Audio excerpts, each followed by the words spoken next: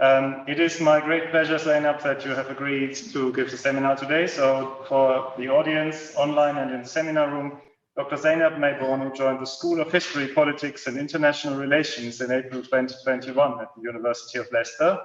Her primary research focuses on inequalities, conflict, gender, natural resources, environment, vernacular society and development in Africa.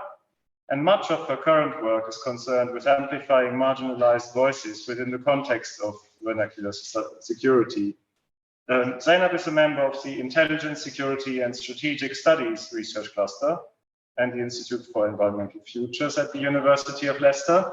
And my final point for the introduction is that I noticed walking into the seminar room that you are also inspirational woman number 14 on the display board in the corridor. So well done for making it like that. Without further ado, over to you for your presentation. Thank you very much, Heiko and Emma and the team for the opportunity to present this talk. And thank you also for the introduction. Apologies from my co-presenters, my partners in Nigeria, Bridget, Osakwe, and Professor Fidelis Allen. Bridget, her network is down, so she won't be able to join, but Professor had an emergency this morning, but I'll try my best to do justice, and they will share some form of write-up, which I will send to Emma, to the team, so that they could be maybe included as part of the recording at some point, maybe just as attachments.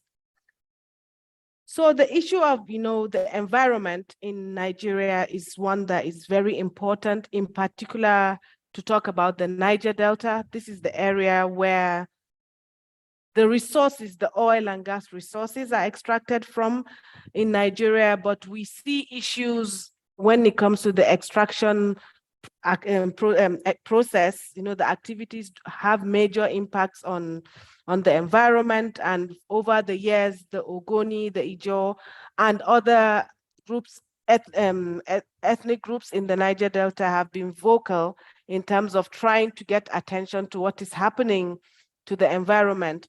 Well, I believe in terms of responses by the Nigerian state, we've seen a mixture of both, that are, in most cases, I should say, inadequate, because the root causes of of these issues are not addressed, and we have seen cases of violence, both non-violence and violence, in the region, all in terms of to get attention, so that the rights when it comes to extraction activities are respected, which are quite problematic. So without taking too much time, I would like to talk about, for example, some of the responses by the Ogoni in the Niger Delta. So going back to their then leader, the late Ken Saro-Wiwa, who was very conversant with issues related to resource extraction activities, and he was one that was quite vocal, and he got the attention of the international community, in particular the United Nations environmental groups, where the issue of the oil extraction businesses were given a very close scrutiny by the international community, to the extent that there was a special rapporteur that was sent to come to the Niger Delta to assess. And there was this environmental impact assessment report, which contains a lot of information. I'm happy to share the link. But these issues affect not only the Ogoni. So the Niger Delta has several states, including Rivers and Bayelsa, where some of these issues the impact are felt more. And these are areas where they are predominantly farmers and fishermen, so they do a lot of farming, fishing, and you see that the women are very active in some of these issues, because they are the owners of most of the farms, and where in a situation where we see oil spillages happening, maybe it could be because of the pipes that have become very old and rusty, and there is also the criminality involved, which to a certain extent, some groups don't look at these tampering with oil pipelines as criminality. Some regard it as people from the local community trying to take out something that rightfully belongs to them. But at the main problem here is the devastation on the environment. You see some of the rivers that are covered with layers of crude oil. So you see rivers that where you're supposed to see normal water, you see black, some of them, you see them very colored, some of them are very dark brown. And there are communities that I visited where these people actually use water from these, sources to drink and to live their lives. I have seen farms that have been destroyed. So even if you plant, the crops would not grow. And where some of them grow, you see some of them looking funny, among other things. And our presentation has to do with the roles that women, the impact of such on the women, but most importantly, because these environmental issues lead to one form of conflict and another.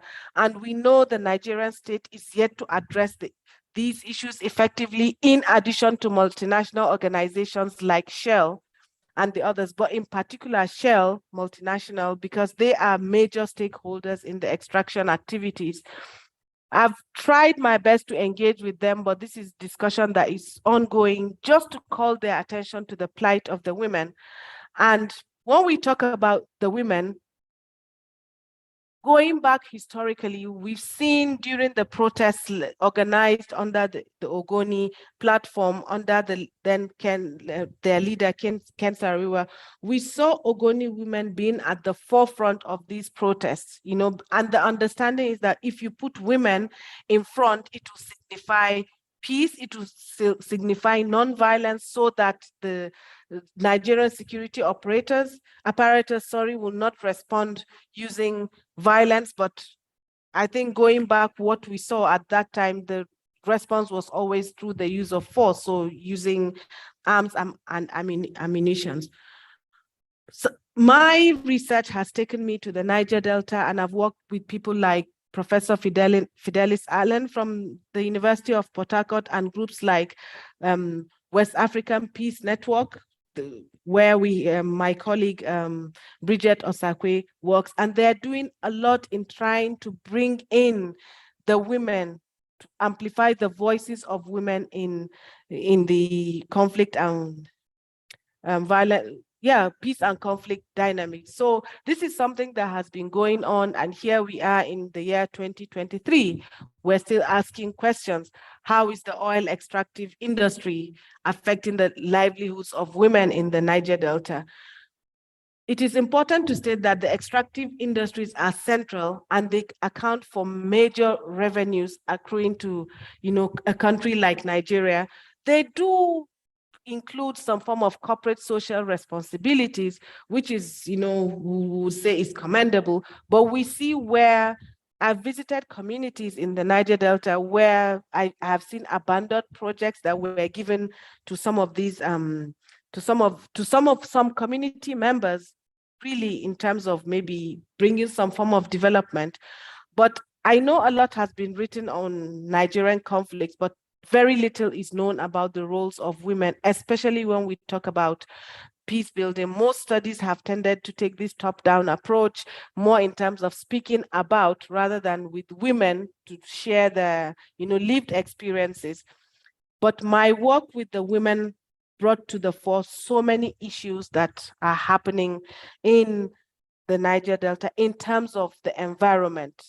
Some of the women I engaged with, the participants, kept saying, we talk about the environment, we talk about the importance of the environment, but in our area, women, we don't have a voice. So we do small activities in our area, but they are not really considered. So my argument, I bring in the work of scholars that talk about green criminology, where some arguments by Goes and some of them talk about the inadequacies in terms of the actions and inactions of policymakers. So there's the importance of paying closer attention to empirical studies on resource extractive activities that impact the environment.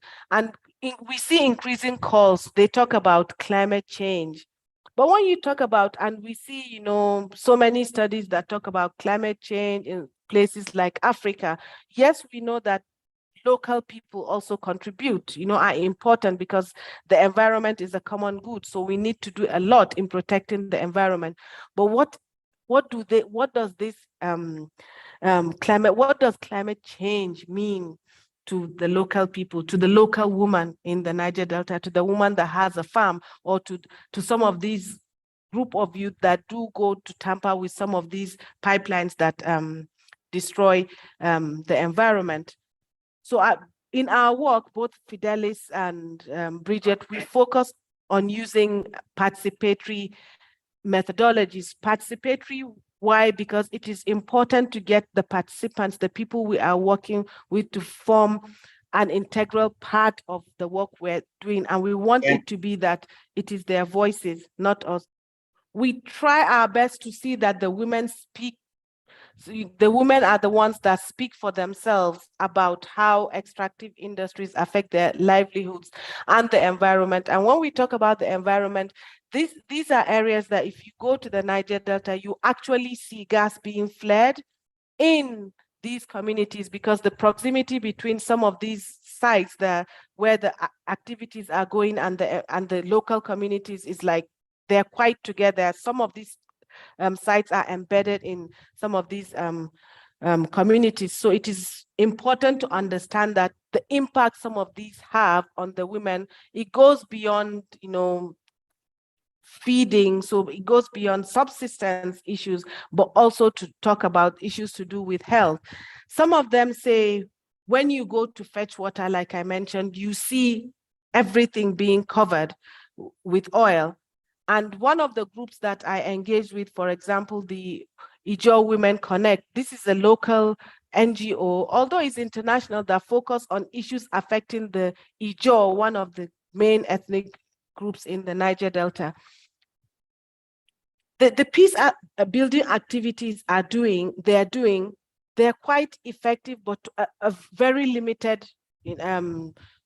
What they're doing is quite limited because it is context specific. They focus on what the Ijaw women are doing at the local level.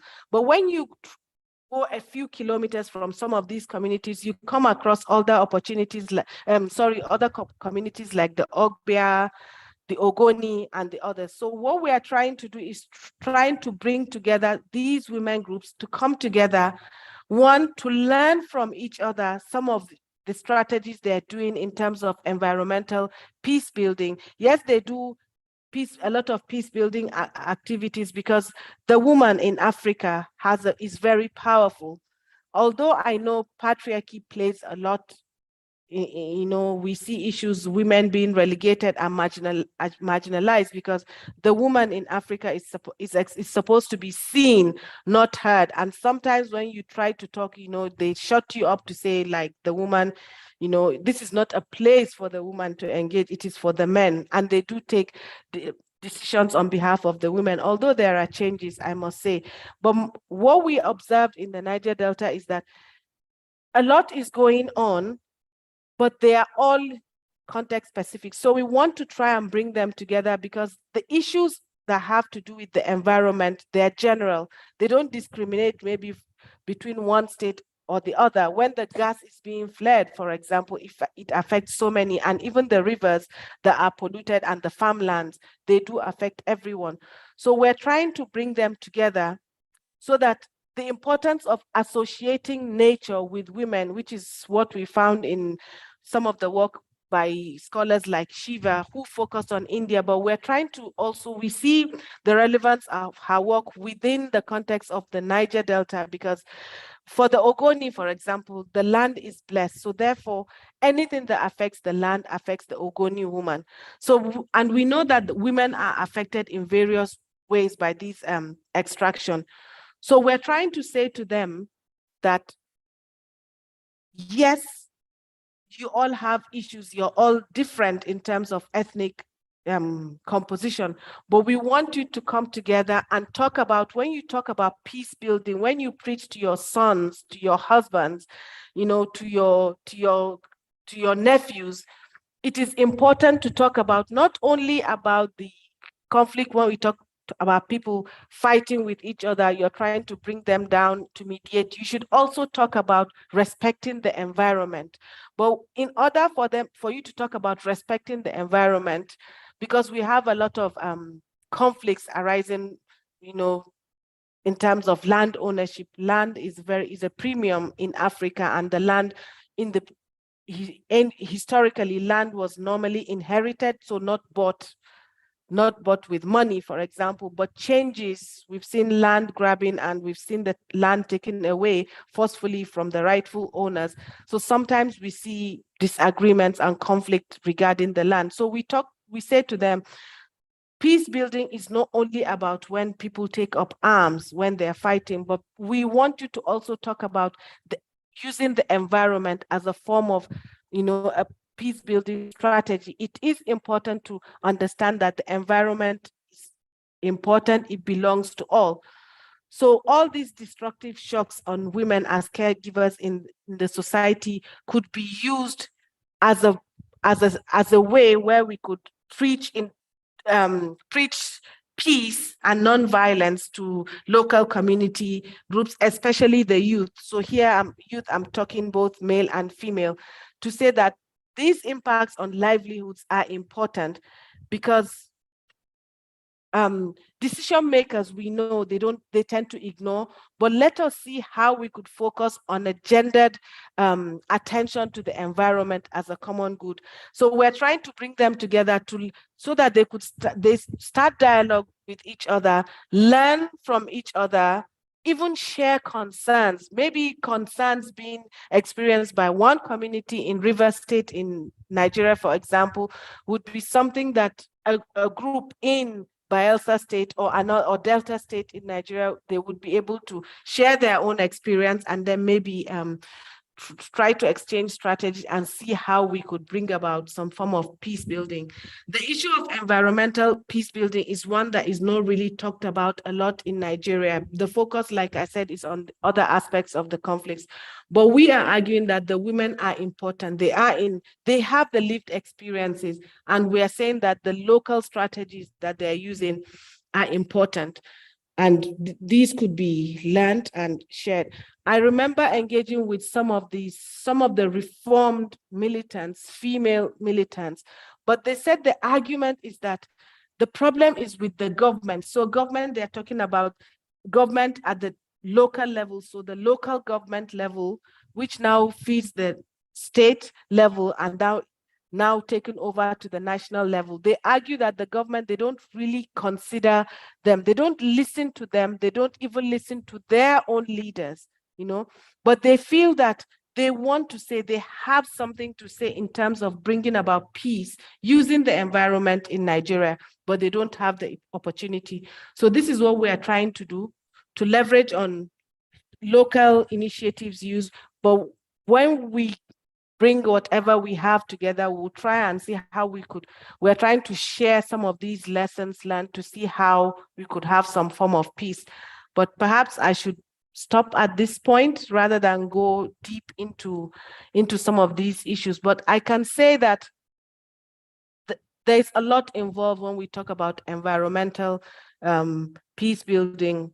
There's a lot of trauma also related when we talk about the environment, and this is one that is affecting the women a lot. So we're trying to see what we can do. And I remember mentioned to Heiko that Fidelis is very happy, ready alongside Bridget and some of our local teams. They are willing to partner with the Institute for Environmental Futures to do in-depth studies in Africa, in Nigeria, to see how we could incorporate environmental peace building into the work that is being done at the Institute. Thank you.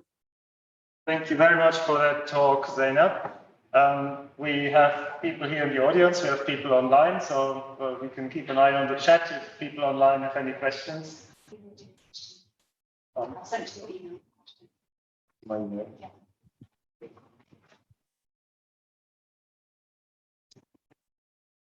So while I see what has been happening on the online chat, question in the room, does anybody have any comments or any questions you want to put to Zainab? Yes? Maybe I'll turn the camera so you can see. Better? So I want to find out about because it's very clear that within the extractive sector, we have a major governance challenge, and accountability challenge. But also there seems to be a challenge about the nature of the development model that is being pursued and the ways and the consequences of it. So how the women in their own ways also articulated or expressed what they would have preferred to have been the kind of, if you will, economic activities, social activities that are generated within their community. What would they have preferred as an alternative to the kind of damage that we see or the kind of operations that we see in terms of extractives in the region. Can you repeat the question again? I didn't get the full. So in terms of the alternative development model, like are the women expressing alternatives, even local initiatives, things they would prefer to be doing as an alternative to this form of activity that has become predominant? I also understand that the damage that has been done as a result of the oil drilling has been so, extraction has been so severe that it's impacted on livelihoods. So in that sense, we know also Shell recently was basically being held to account by a court, basically indicating that they should pay reparations to farmers who've been impacted. I think Home F was one of the organizations that was involved in that campaign and with their legal support, legal aid. So has that also had some material impact? Is there an attempt to also articulate what the women can also take forward in terms of the way they've experienced damage?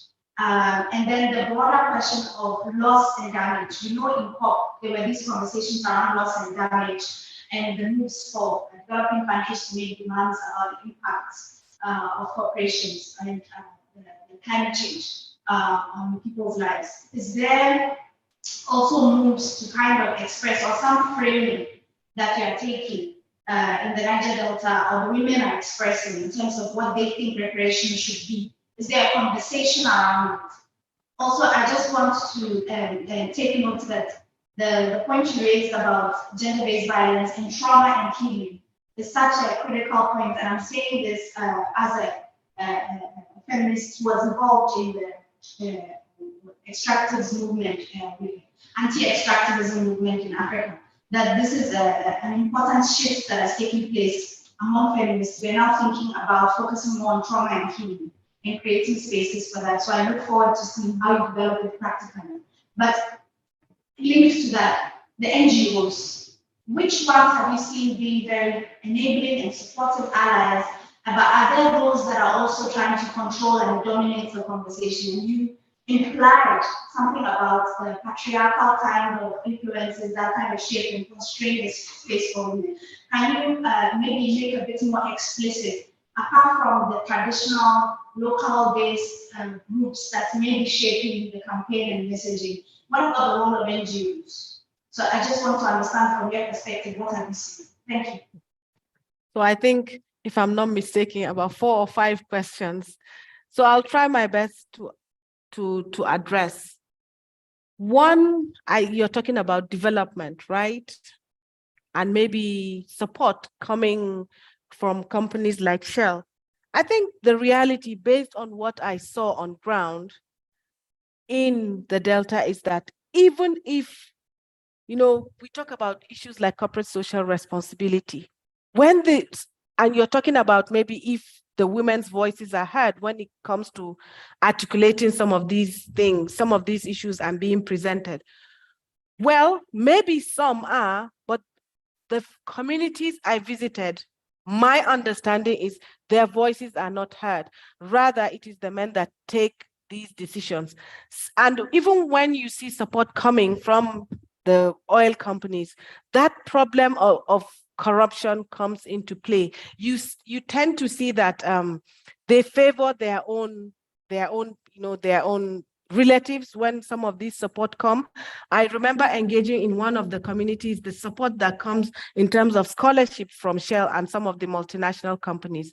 What we found out there was that when the scholarship comes, you hardly ever see some of the young ladies being given.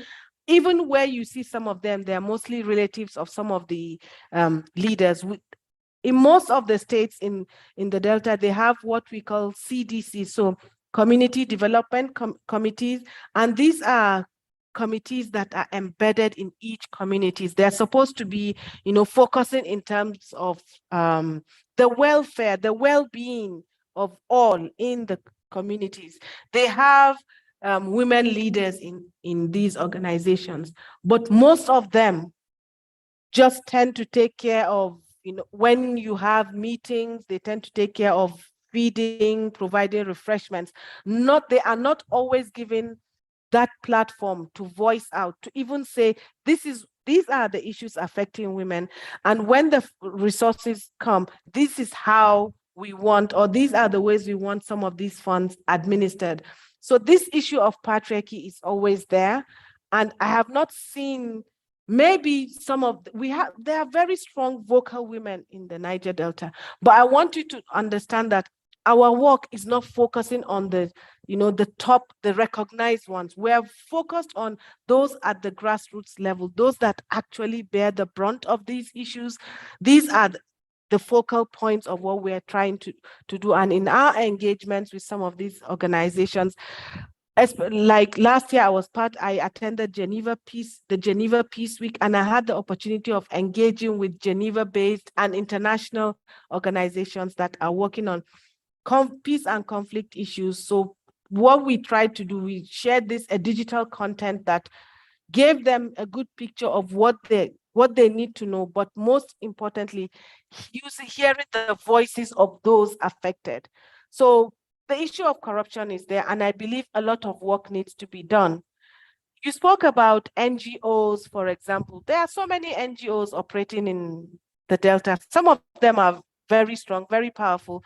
I've engaged one in particular among the many others, the Stakeholder Democracy Network in the Niger Delta. It is a UK-based organization, but has a very strong presence in the Niger Delta. They're doing a lot of work, okay? But Nigeria is so big, right? And there are so many communities. But my argument is the local NGOs, some of these women, they have local women groups that are doing a lot of work, but they are not recognized because they are not registered as NGOs. Yes, the Ogoni, they have Federation of Ogoni Women Association. They are doing a lot of work. This is also another group I've engaged with, and many others. But what we are trying to talk about is the plight of those at the grassroots level, those that feel the brunt of the environmental issues.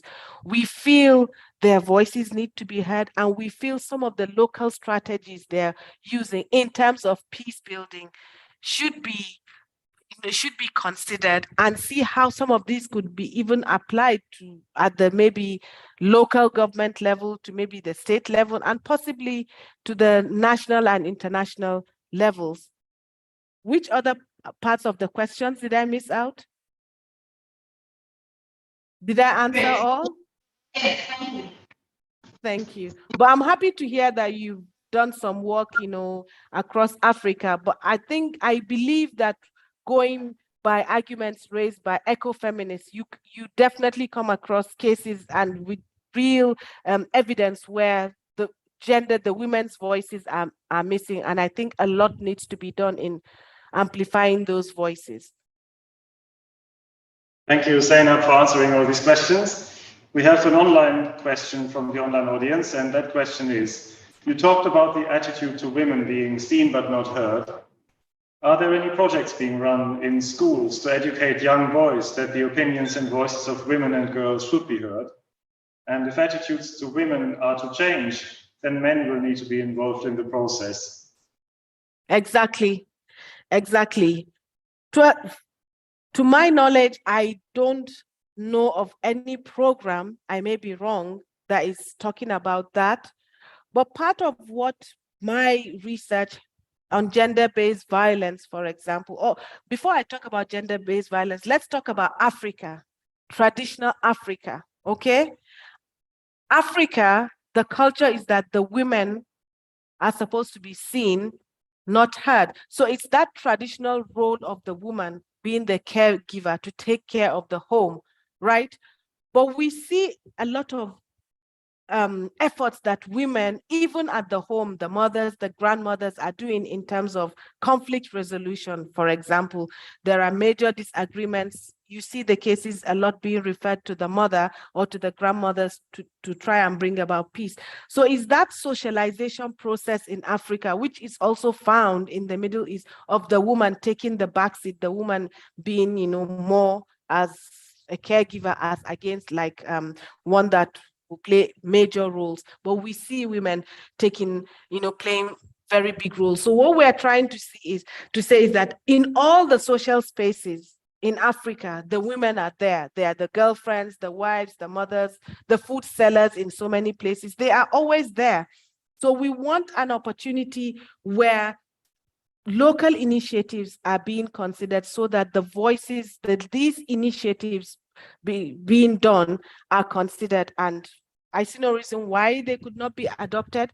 So this is one, I think, in terms of the social spaces. And when we talk about gender-based violence, I don't know of any education, but I know in northeastern part of Nigeria where Boko Haram, and banditry going on, a lot of violence on the women.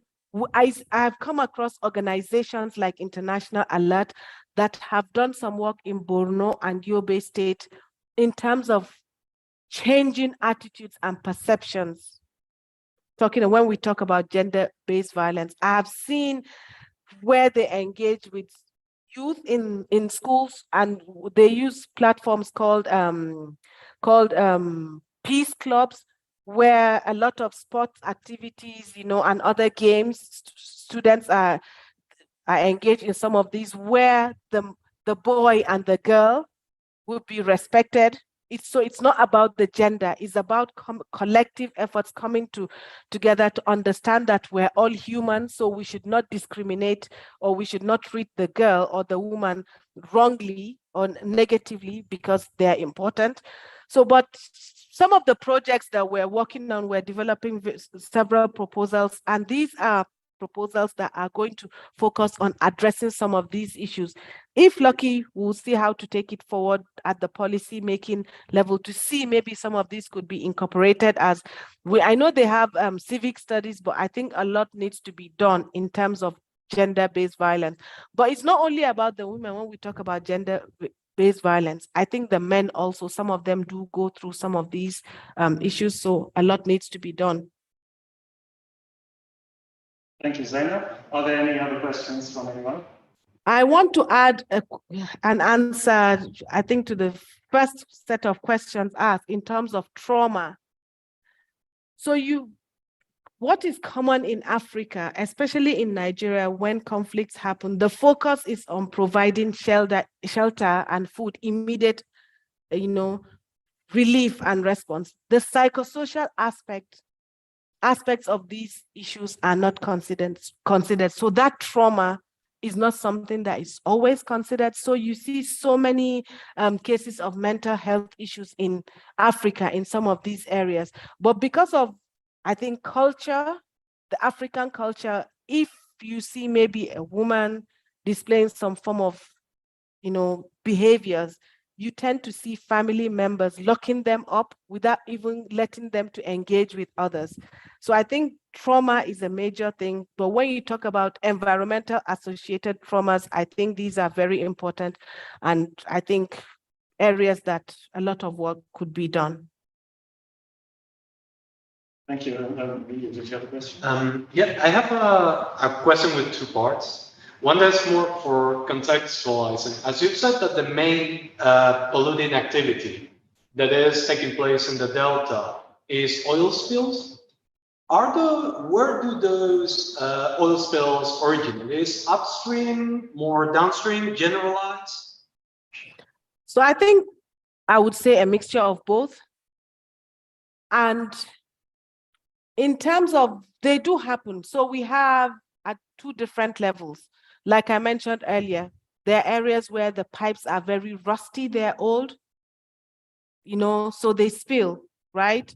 And we have the criminality where you see the youth tapping oil, taking crude oil from some of the pipelines. And because they use very big, some call it artisanal refining. Maybe there are some that do it on a professional level, but the majority do it locally, and they tend to use iron buckets, and you see a lot of fires, that result in large number of deaths in some of these communities. So the criminality aspect is there in terms of how to do it. When we talk about destruction on the environment, it's not only the spillage, there's also gas flaring. There are places that they always have, depending on, after a certain number of years, they have to change the roofs in their houses. And when the gas is flared into the air, at a certain point, it is trapped, right? When the rain falls, the color is black, and it is one region where the cancer rate is very high, skin cancer, for example. And this, the grievances expressed by communities in the Delta, these have been confirmed in the environmental impact assessment that was done by UNEP some years ago. So yes, it goes both ways. And second, would you say then that the environmental and human, so the impact of those oil spills over both the environment and the human population is comparable in all the area, or are some of them more affected than others? Because if we have oil spills that cover the water, I could understand maybe the Delta swamp forest to be more affected, or... So Nigeria is different, right? In the Niger Delta is more about oil and gas, so gas flaring and the others. In northern Nigeria, yes, now oil has been discovered, but they are yet to get to that stage of seeing oil spills. But when we talk about the Niger Delta in particular, I believe a lot has to be done in terms of even the understanding, right? So we need to have that understanding of the importance of the environment, right? If we have youths that are claiming, well, these resources are ours, this is because our land is blessed and these are God-given resources, so we are the rightful owners, so we should also reap the benefits. But in the process of reaping these benefits, I know, there are issues to do with marginalization, among other things, and inequalities really going on, in addition to the lack of political will in some of these areas, because this is a region that has a dedicated ministry given to it, among other things. But when you go there, you see that development is not commensurate enough in terms of what is expected in some of these areas. So if we're able to get that understanding of the environment as a common good, right? So we should all respect the environment. So a lot of work needs to be done to build that, to create that awareness of the environment as a common good, and the need for all of us, in the Delta, for example, to respect the environment. So we need to have that understanding that the illegal extractive activities that the youth are doing are wrong, because if the oil companies, maybe they have one problem or another, maybe we see rusty pipes destroying the environment. What about what we are doing in terms of trying to take what we feel are rightly ours? So we should try and see how we could build that understanding of the environment, and we have issues of climate change. That understanding of climate change is not there at the grassroots level. They don't understand, how some of what we do actually affect the environment, and in turn, it comes back to us. So a lot of work needs to be done. But that understanding, the local understanding, is very, very important. So we've seen areas where in the Delta, high profile attacks on major oil pipelines. These are done using sophisticated weapons, and we saw over some years ago where oil extraction activities were brought to a halt because of militant activities, a lot of kidnappings, and also destruction of pipelines. So it takes place both ways. Thank you. Any last questions from anyone? Do we have anything online? No. So in that case, I would just like to thank you, Zainab, for that really thought-inspiring talk. It's been really interesting to think about the complex interactions between the physical and biological environment and human health, both physical health and mental well-being, and to hear your inside story from Nigeria, which is a quite different place from where we are now in the UK. But a very interesting and challenging place to study, I guess, especially Ogoni land is not very easy to work in. But I know this from previous PhD students I've supervised. And thank you very much for your inside knowledge there. It's been really interesting, and for highlighting also the gender dimension of all these conflicts and of the possible solutions to the conflicts. I have one last question to you, and that is maybe a more general interest question, and that is, there is a lot of debate now around definitions of gender and the binary view of gender that we all have grown up with, and more people start to reject that view. So is that happening in Nigeria to a degree as well? Have you observed that in your studies, and does it influence your research in any way? In the area where I work, when I say gender, it's men and women. We don't have, it's not common for us in Africa, like in Nigeria, to have trans among others. So we don't have, we've not reached the stage of those kinds of arguments. But when I say gender, it's male and female only. And in the areas where I work, this is what I see. So that's the definition of gender. Yeah. Thank you very much. Yeah. So Zainab, thank you very much again for your talk, and I'd like to just give another round of applause. Thank you very much, Eiko, Emma, and the team. Thank you. And please do pass on our regards to your collaborators who were unable to join us in the seminar today.